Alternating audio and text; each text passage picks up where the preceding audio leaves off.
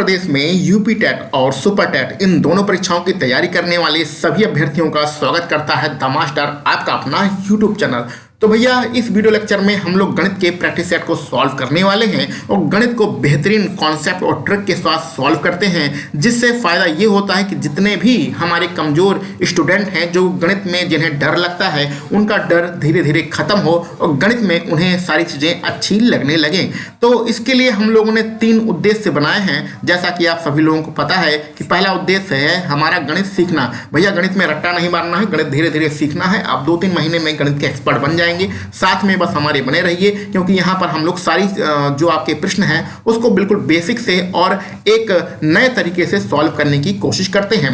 दूसरा हमारा उद्देश्य है कि अगर आप सुपर टेट की तैयारी कर रहे हैं तो ऐसी कंडीशन में आपके कम से कम 20 में से 15 नंबर होना ही चाहिए। 15 से आप कितने भी कमजोर स्टूडेंट हैं, आपके 15 से कम नंबर नहीं आना चाहिए, ठीक है। और दूसरी कंडीशन में अगर आप यूपी टेट की तैयारी कर रहे हैं तो आपका टारगेट तो 30 में से 30 का होना चाहिए, लेकिन किसी भी स्थिति में आपका भैया 25 से कम नंबर नहीं होना चाहिए। अगर 25 से कम नंबर है तो ये एक गुनाह है, समझ ले, गुनाह। आगे बढ़ते हैं। हमें कुछ ऐसे प्रश्नों को भी सॉल्व करना है जिसको हम लोग मौखिक ही सॉल्व कर सकें, उसमें ज़्यादा हमें गुणा भाग करने की आवश्यकता ना हो। हम प्रश्न को पढ़ें, विकल्प पढ़ें और उसका आंसर हम बता सकें। ऐसी कुछ ट्रिक हमें सीखना पड़ेगा।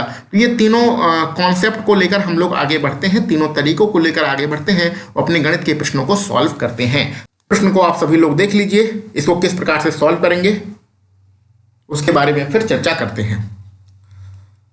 देखो भैया, यहाँ पर एक आपका फार्मूला लगेगा, फार्मूले को हम बता देते हैं। यहाँ पर एक छोटा सा फार्मूला है, यानी कि a + b और माइनस के ab, ये आपका एक छोटा सा फार्मूला होता है। अगर यहाँ पर पास लिखा हो या फेल लिखा हो, ये फेल की बात हो रही है, चाहे पास हो और चाहे फेल हो, दोनों कंडीशन में ये फार्मूला आपका काम करता है, ठीक है।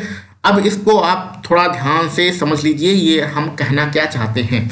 जैसे कि जहाँ पर ए क्या होता है, पहला सब्जेक्ट होता है, बी क्या होता है, आपका दूसरा सब्जेक्ट होता है, और ए बी क्या होता है, दोनों सब्जेक्ट मिलाकर बात की गई हो। चाहे पास हो रहे हो चाहे फेल हो रहे हो, दोनों कंडीशन में यही फार्मूला लगता है। लेकिन टर्म्स एंड कंडीशन इसमें रहती ये है कि अगर पास की बात करेंगे तो ये तीनों जो टर्म होंगे वो पास यानी उत्तीर्ण की ही बात करेंगे। अगर फेल की बात होंगी तो ए बी और ए बी, इन तीनों की वैल्यू आपके फेल में ही रहेगी। कहने का सीधा सीधा मतलब है कि अब प्रश्न को पढ़ते हैं। यहाँ पर 20% जो छात्र हैं वो गणित में क्या हुए हैं, फेल हुए हैं, और 15% जो छात्र हैं वो अंग्रेजी में फेल हुए हैं। तो पहला विषय गणित, दूसरा विषय अंग्रेजी, दोनों में फेल हो रहे हैं। यानी कि फेल हमारा, हमने कहा अगर फेल की बात करेंगे तो तीनों पद आपके फेल में ही रहेंगे। तो 2 पद आपके फेल में हो गए, ठीक है। आगे बढ़ते हैं। यदि 10%, यदि क्या होगा, 10% छात्र दोनों विषयों में फेल, ये भी आपका फेल, यानी कि तीनों जो पद हैं वो अनुत्तीर्ण ही दिखा रहे हैं, फेल को ही रिप्रेजेंट कर रहे हैं। तो यानी कि हम लोग फेल के लिए यहाँ पर फार्मूला लगा सकते हैं, यही a + b - ab। ए क्या होता है, पहला विषय होता है, बी क्या होता है, आपका दूसरा विषय होता है, और ए बी क्या होता है, दोनों विषयों को मिलाकर होता है। तो ये हमने सबकी वैल्यू लिख दिया है। तो कुल कितने फेल हुए हैं ये हमारी वैल्यू निकल आएगी। 20 में से 10 घटाएंगे तो आपका 10 रहेगा, और 10 में आपका 15 जोड़ेंगे तो कुल हो जाएगा आपका 25। 25% जो स्टूडेंट हैं वो आपके फेल हुए हैं, ठीक है। अब यहाँ पर कुछ और चीज़ें समझ लीजिए आगे बढ़ने से पहले, क्योंकि इस प्रकार के प्रश्न आपके पेपर में आते रहते हैं और इस प्रकार के प्रश्नों को बार बार घुमा फिरा के दिया जाता है। जैसे कि यहाँ पर जो 10% फेल लिखा है, यहाँ पर ये भी लिखा हो सकता है कि 90% क्या हुए थे भैया, पास हुए थे। तो आपकी 2 संख्याएं, ये 20% और 15%, तो फेल में दी रहेंगी, लेकिन जो तीसरी संख्या ए बी का मान होगा वो पास में दिया रहेगा। तो आप क्या करेंगे, हाँ यहाँ पर एक चीज़ बताना आपको भूल गए हैं, कोई भी चीज़ जो होती है भैया 100% होती है। कोई भी चीज़ कितना होता है, 100% होता है। तो अगर यहाँ प्रश्न में आपका 90% पास दिया है तो 100 में से आप 90 घटा देंगे तो 10% आपका फेल ही आएगा, ठीक है। तो यानी कि ये जो फार्मूला होता है इसमें तीनों पद या तो फेल के रखने हैं या तीनों पद पास वाले रखने हैं। क्लियर। तभी आपका आंसर आएगा। तो ये आपने क्या निकाला, फेल, ये आपने निकाल लिया सॉल्व करके। फेल कितने परसेंट हुए हैं, 25%। कोई भी चीज कितना होता है भैया, 100% होती है। तो जब फेल 25% हुए हैं तो पास कितने परसेंट हुए हैं, तो जो पास होने वाले स्टूडेंट की संख्या है वो स्वाभाविक सी बात है 100 में से 25 घटाएंगे तो 75 आएगी। तो फेल अगर 25% निकल के आ रहा है तो पास कितने लोग हो रहे हैं, 75% पास हो रहे हैं। लेकिन आगे बढ़ते हैं, दोनों विषयों में आपके 300 छात्र पास हुए हैं। तो छात्रों की संख्या कितनी दी गई है, 300 छात्र पास हुए हैं। तो कुल कितने स्टूडेंट थे, कुल का मतलब क्या होता है, कुल का मतलब कितना होता है भैया, कुल का मतलब आप जानते हैं 100%, 100% ही कुल का मतलब होता है। तो पास होने वाले स्टूडेंट कितने हैं परसेंटेज में, 75%। पास होने वाले स्टूडेंट परसेंटेज में 75%, लेकिन संख्या में कितने हैं, 300। यानी कि हमें साफ साफ निकल आया कि 75% की जो वैल्यू है वो 300 के बराबर है। निकालना क्या है, कुल कितना होता है, 100%। तो इसमें क्या करिए आप 3 का भाग कर दीजिए। तो 3 का भाग करेंगे तो इधर आएगा 25% और इधर आएगा 100। तो 25% की वैल्यू हो गई 100, लेकिन हमें निकालना कितना है, 100% निकालना है। तो इसमें 4 का गुणा कर दीजिए तो 25 चौके हो जाएगा 100, 100% इधर आएगा और 4 एकम 4, 400 इधर आएगा। तो हमें कुल निकालना था, कुल हमारा 100% होता है, यानी कुल स्टूडेंट 100% होते हैं। तो कुल मिला के आपका आंसर कितना आ जाएगा, 400 आ गया, क्योंकि 100% की वैल्यू यहाँ पर 400 आ रही है। तो यहाँ पर ये तरीका आप समझ गए होंगे।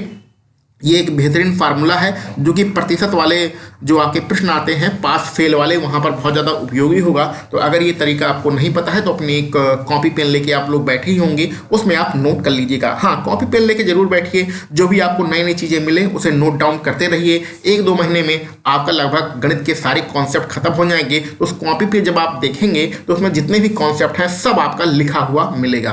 तो इसलिए कॉपी पेन लेके बैठना बहुत ही ज़्यादा आवश्यक है। आगे बढ़ते हैं अपने अगले प्रश्न पर। देखो बेचा कितना है, प्रश्न को आप ध्यान से पढ़िए। बेचा कितना है, 75%। तो हमने फिर यहाँ पर एक बार कह रहे हैं कोई भी चीज़ कितनी होती है भैया, 100% होती है। उसमें से उसने 75 नहीं 72% चीज़ जो सेब है वो बेच दिया है। तो 100% में से जब 72% बेच दिया है तो बचा कितना है, बचा आपका 28% है। इसमें तो कोई दिमाग लगाने की जरूरत है नहीं। 72% भी कोई भी चीज़ 100% होती है, जब 72% बेच दिया तो बचा कितना, 28%। आगे बढ़ते हैं। उसने पाया कि उसकी दुकान में अभी भी 70 सेब बचे हैं। तो 28% तो हमारी प्रतिशत में बची हुई वैल्यू है, लेकिन संख्या में कितने सेब बचे हैं, 70 सेब बचे हैं। तो कहने का सीधा मतलब है 28% की वैल्यू 70 सेब के बराबर है।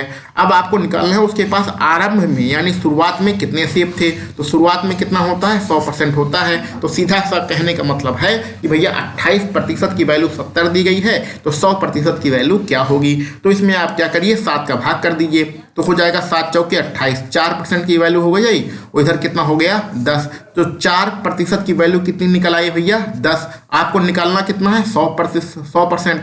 इसलिए अब इसमें 25 का गुणा कर दीजिए तो 25 चौके कितना हो गया, 100। 100% इधर आ गया और इधर 25 का गुणा करेंगे तो आपका एक जीरो पीछे आ जाएगा, यानी 250 होगा। तो प्रारंभ में कितनी वैल्यू थी, 100% की वैल्यू थी और 100% की वैल्यू हमारी निकल के आ गई है 250। आपका कौन सा विकल्प, बी वाला यहाँ पर विकल्प बिल्कुल सही है। ठीक है, आसान प्रश्न है, कोई दिक्कत की बात नहीं है। अच्छा, ऐसे सारे प्रश्नों को एक्स मान के करने की कोशिश मत कीजिएगा। वो एक्स मान के जब हम लोग करते थे तो कक्षा 6-7 में थे, बच्चे थे उसमें करते थे, लेकिन अब हम लोग बड़े हो गए हैं। एक्स मान के प्रश्नों को सॉल्व मत करिए। यही जो आपको तरीका बता रहे हैं, कॉमन सेंस के आधार पर प्रश्नों को सॉल्व कीजिए, फटाफट सारे प्रश्नों के आंसर आते रहेंगे। आगे बढ़ते हैं।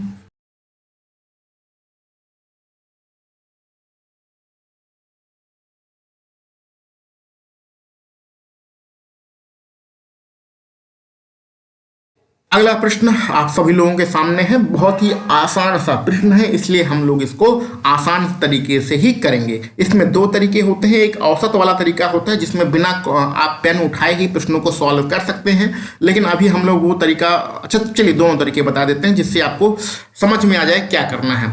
तो सिंपल साधारण तरीका क्या होता है कि भैया आप योगफल निकाल लीजिए, क्योंकि इसमें संख्याएं जो हैं बहुत ही आसान सी दी गई हैं, सरल सरल संख्याएं दी गई हैं। पहले कितने बालक हैं, 10 बालक हैं, उनका औसत कितना है, 13 है। तो औसत का और संख्या का आपस में गुणा कर देंगे तो आपका योगफल निकल आएगा। कितना हो जाएगा भैया, 130 आपका यहाँ पर योगफल निकल आया।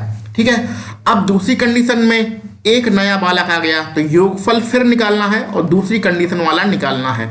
दूसरी कंडीशन में एक नया बालक आ जाएगा, 10 पहले थे, एक आ गया तो हो गया 11, तो उनकी औसत आयु एक जो है बढ़ जाती है। तो पहले 13 औसत आयु थी, एक बढ़ जाएगी तो हो जाएगी 14, और 14 और 11 का आपस में गुणा करेंगे तो कितना आएगा 154 आ जाएगा।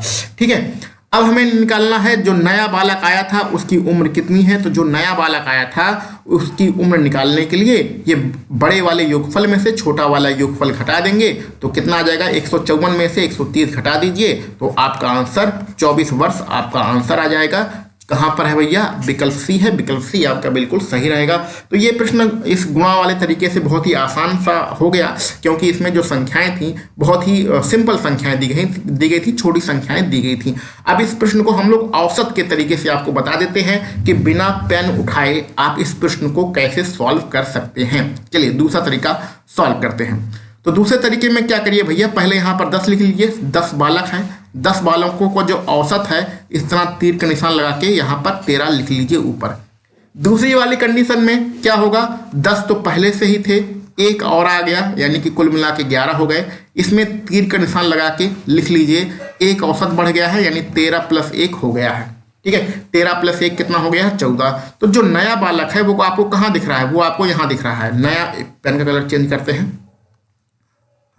जो नया बालक है वो आपको कहाँ दिख रहा है, यहाँ पर दिख रहा है। इसका औसत कितना दिख रहा है 13 × 1 = 14। इसका औसत कितना दिख रहा है 13 × 1 = 14। अब आप ध्यान से जरा देखिए, ये जो नया बालक था ये अधिक उम्र का था, तभी इसने क्या है यहाँ पर देखिए, ये जो 10 लोग थे इनका औसत कितना है 13, लेकिन यही 10 लोग यहाँ पर है दूसरी कंडीशन में हैं और इनका औसत कितना दिख रहा है 14, क्योंकि सबका एक एक बढ़ गया, सबका एक एक बढ़ गया। कितने लोगों का एक एक बढ़ा है, 10 लोगों का एक एक बढ़ा है। दूसरी वाली कंडीशन में जो पहले वाले 10 बालक थे उनका औसत एक एक बढ़ गया है। तो कितने लोगों का एक एक बढ़ा है, 10 लोगों का बढ़ा है। तो ये 10 लोगों का एक एक औसत क्यों बढ़ा है, क्योंकि जो नया वाला बच्चा आया था उसने एक एक वर्ष इन सबको दिया है, एक एक वर्ष इन सबको दिया है, इसलिए जो है आपका पुराने वाले बालकों का औसत एक एक बढ़ गया है। सिंपल शब्दों में कह सकते हैं कि जो आपका नया बालक आया है उसकी उम्र लिख लीजिए, उसकी औसत लिख लीजिए, कितना है 14,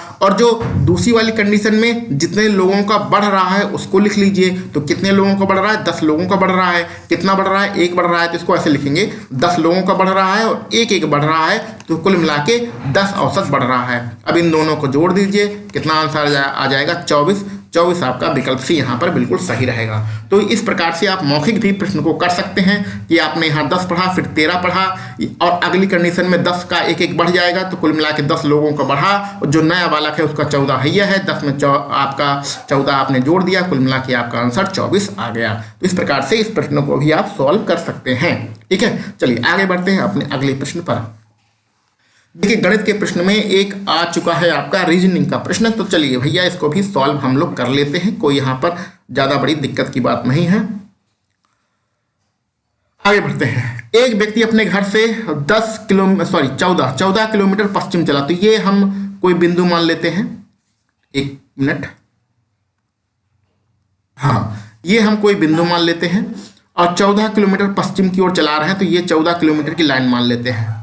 ठीक है, 14 किलोमीटर पश्चिम की ओर चल रहा है, ये ए बिंदु मान लेते हैं। ठीक है, अभी हम लिख लेंगे किलोमीटर, एक अंदाजे से मानना है 14 किलोमीटर 10 किलोमीटर, एक अंदाजे से लाइन खींच लेना है। आपको पता होना चाहिए पूरब पश्चिम, तो पता है ना, इस तरफ वाला पूरब होता है, इस तरफ वाला पश्चिम होता है, ऊपर वाला उत्तर होता है और नीचे वाला क्या होता है दक्षिण होता है, ये तो पता है। तो बीच में आप पहले खड़े कर दो, यहाँ पर बीच में खड़े कर दो, फिर हमें पश्चिम जाना था तो हम इस तरफ चले आए। ठीक है, यहाँ हम पहुँच गए। अच्छा देखिए, एक मिनट का आप सभी लोग समझिए। देखिए यहाँ पर आप थे, फिर आप पश्चिम में गए, तो क्या करिए जब भी चलिए तो आप अपने मन में अनुमान लगाइए कि हम ही चल रहे हैं। आप प्रश्न नहीं सॉल्व कर रहे हैं, आप अनुमान लगाइए कि हम ही चल रहे हैं और दोनों हाथों को फैलाकर चल रहे हैं। तो जब आप पश्चिम में जाएंगे तो एक हाथ आपका ऊपर होगा, एक हाथ आपका नीचे होगा। इस तरह दोनों हाथों को आप हमेशा फैलाए रहिए और फिर अनुमान लगाइए कि जब दाएं और बाएं मुड़ना है तो आप किस तरफ मुड़ेंगे। ठीक है, इसको आप अनुमान से ही प्रश्न को कर सकते हैं। बहुत ज़्यादा अच्छा, बहुत सारे टीचर रीजनिंग के इसमें ट्रिक सिखाते हैं। अरे भैया ट्रिक सिखाने की क्या जरूरत है, इतना आसान प्रश्न है, ट्रिक सिखाने की कोई भी आवश्यकता इसमें नहीं है। ठीक है, आप पश्चिम की ओर जा रहे हैं, अपने हाथ को फैलाए रहिए और आपको पता है अपने हाथ का दायां हाथ और बायां हाथ कौन सा है। जब दाएं मुड़ने को कहे तो दाएं मुड़ जाइए, बाएं मुड़ने को कहे तो बाएं मुड़ जाइए। ठीक है, अब आगे बढ़ते हैं। 14 किलोमीटर ये कितनी डिस्टेंस है भैया, 14 किलोमीटर की ये डिस्टेंस है, हमने अनुमान से मान लिया ये 14 किलोमीटर है। आगे बढ़ते हैं, पश्चिम की ओर चलकर दाएं मुड़ता है। अब दाएं कौन सा होता है, दाएं मतलब सीधा हाथ, सीधे हाथ की तरफ मुड़ेंगे तो इधर आपका सीधा हाथ है तो इधर मुड़ेंगे तो ये जाएंगे। ठीक है, और कितना जाना है, 14 किलोमीटर ही जाना है, इसलिए ज़्यादा लंबी लाइन हम लोग नहीं बनाएंगे। अब अपने हाथ को मुड़े रहिए, एक इधर हाथ मुड़ा है, एक आपका इधर मुड़ा है। ठीक है, तो दाएं इधर है बायां इधर है। ठीक है, अपने हाथ को हमेशा मुड़े रहिए। आगे बढ़ते हैं, 14 किलोमीटर तो चले गए, फिर चलकर बाएं मुड़ता है और 10 किलोमीटर चलता है, फिर बाएं मुड़ेगा। ये भैया बाएं मुड़ा, ये अपना बायां है, ये कितना चलना है, 10 किलोमीटर चलना है। अब अपने हाथ को फैला रहिए, एक इधर जाएंगे एक इधर जाएंगे, अपने शरीर को थोड़ा मोड़ के देखिए, ये ऊपर वाला आपका दायां रहेगा, नीचे वाला आपका बायां रहेगा। ठीक है, आगे बढ़ते हैं। अभी हम कहाँ पर हैं, अभी हम यहाँ पर हैं भैया। आगे बढ़ते हैं, तत्पश्चात फिर वह बाएं मुड़ता है और 14 किलोमीटर चलता है। तो बाएं मतलब ये उल्टे हाथ वाला, उल्टे हाथ पे मुड़ेगा और 14 किलोमीटर चलेगा। तो 14 किलोमीटर चलेगा तो जो पहला वाला बिंदु था ऊपर जाने वाला, यहाँ से यहाँ तक ये 14 यानी इसी के बराबर में पहुंच जाएगा। ठीक है, आगे बढ़ते हैं। अब यहीं पर ये खड़ा है, ये बी वाला बिंदु मान लेते हैं, यहीं पर ये खड़ा है। ठीक है, क्लियर। अब हमें निकालना है वो अपने घर से कितनी दूरी पर है और किस दिशा में है। तो कितनी दूरी पर है, तो ये जो चल के आ रही है दूरी, ये दूरी नहीं नापी जाती है, ये पहला बिंदु और आखिरी बिंदु, ये वाली दूरी नापी जाती है, पहला बिंदु और आखिरी बिंदु। ए बी की दूरी हम लोग सीधा सीधा नापते हैं, ये जितना चल के आया है वो नहीं नापते हैं। तो 14 ये हो गया और ये ऊपर का 10 है, तो ये भी आपका 10 रहेगा, यानी कि यहाँ से लेके यहाँ तक ये भी आपका 10 रहेगा। तो कुल दूरी कितनी हो जाएगी, 14 10 हो जाएगा, 24 किलोमीटर हो जाएगा। और साफ साफ आप दिख रहे हैं किस दिशा में है, तो ये यहाँ पर है, इसके ये किस दिशा में, इसके ये पश्चिम दिशा में है। तो यानी कि पश्चिम दिशा में आपको खड़ा है बी बिंदु। ए से बी बिंदु किस तरफ है, पश्चिम की तरफ है। ठीक है, और कितनी दूरी पर है, 14 है। तो कहाँ पर है विकल्प आपका बी, यहाँ पर आपका विकल्प बिल्कुल सही रहेगा। उम्मीद है इस प्रकार का प्रश्न आप बिल्कुल सिंपल तरीके से समझ गए होंगे। बहुत सारे जो है रीजनिंग के अध्यापक आसान प्रश्नों को बहुत ही कठिन तरीके से समझाते हैं, इसमें ट्रिक बताते हैं, ये करो वो करो, ऐसा कुछ नहीं करना है। आपको जितना किलोमीटर चलना हो अपने हाथ फैला के उतना चलते रहिए और दाएं बाएं मुड़ते रहिए, खुद ब खुद आपका आंसर आ जाएगा। आगे बढ़ते हैं भैया। देखो भैया, इसमें आपको गिनती लिखनी है भैया, तो क्या करो, इसको हम नहीं करेंगे, 1 से लेकर 99 तक भैया गिनती लिख लेना।